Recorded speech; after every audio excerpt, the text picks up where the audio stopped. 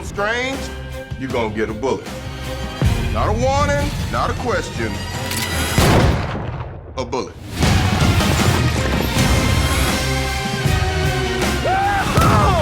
Now we're talking!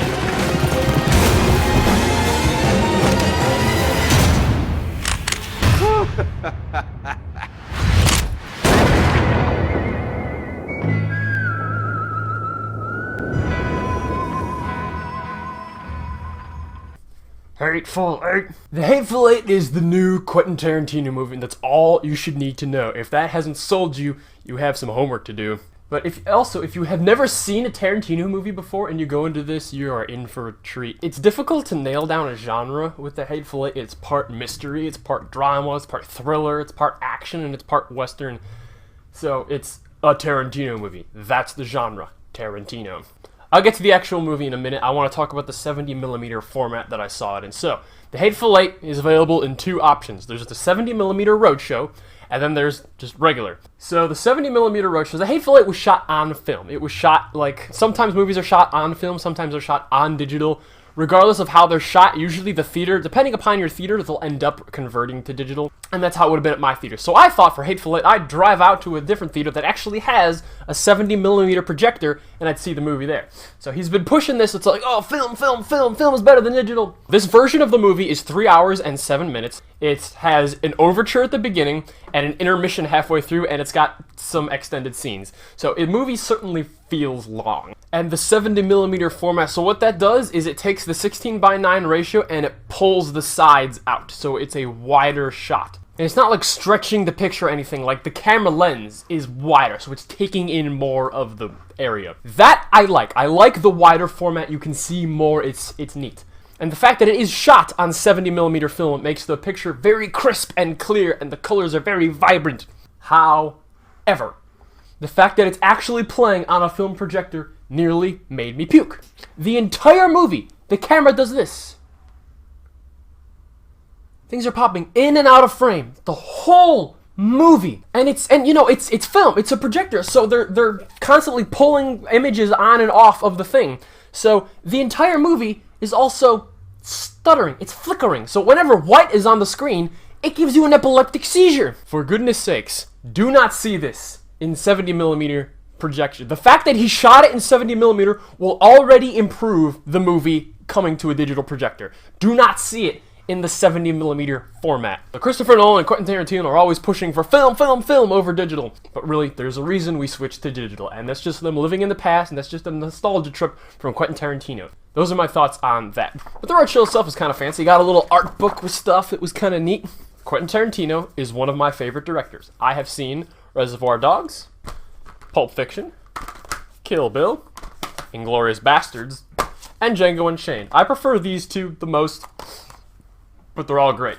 The Hateful Eight is more of a claustrophobic, it's more of a smaller movie. Django Unchained and Inglourious Bastards, they're these big sprawling adventure epics. They go from place to place. The Hateful Eight, it's 8 people and they're trapped in one place. The first half of the movie takes place in a carriage ride, and the second half takes place in the tavern. And while the actual theater experience was kind of ruined by the 70mm format, The Hateful Eight is definitely one of the best movies I've seen so far this year. The movie certainly feels long because I saw it with the overture and the intermission, because the version I saw was actually longer.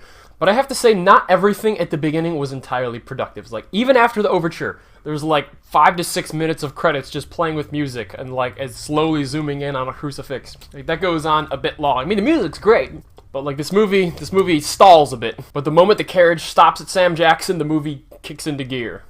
And it's very Tarantino-y. And that carriage ride with them is very good. But once the other guy hops in, I feel like, okay, we've been here, done that, let's do something else. Like, there are no shots fired the first half of the movie, so it can feel a bit slow, and I understand that why some people found it a bit boring. The fact that this movie does stay in only 2 places does really help accentuate the script, the acting, and the dialogue. Those are the things it wants you to focus on, and they're well emphasized. Like, this movie is so quotable. It's like Kurt Russell's like, you only have to hang mean bastards, but mean bastards you gotta hang. Kurt Russell and Samuel L. Jackson were my favorite characters, and they look so cool, too. He's got this mustache and that, like, fur thing and this gigantic fur coat. And Samuel Jackson's got this bounty hunter getup and it's got red and yellows on it, and he's got a hat and a scarf.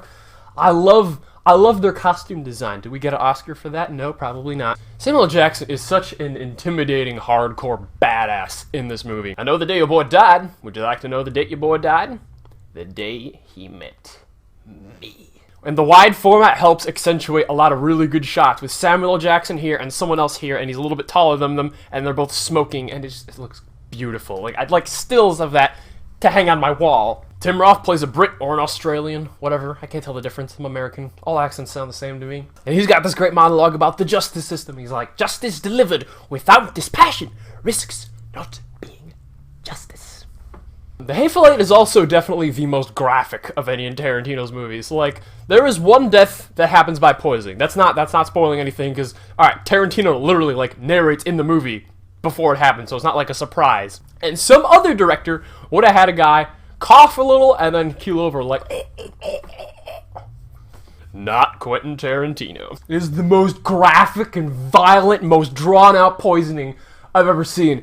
And it was amazing. And it's playing that really good Ennio Morricone score too. It's like dun dun dun dun dun dun dun dun dun dun dun dun dun dun. Tarantino's always used old songs and old pieces of score from other movies in his movies. And a lot of that actual musical score has come from other movies that Ennio Morricone composed.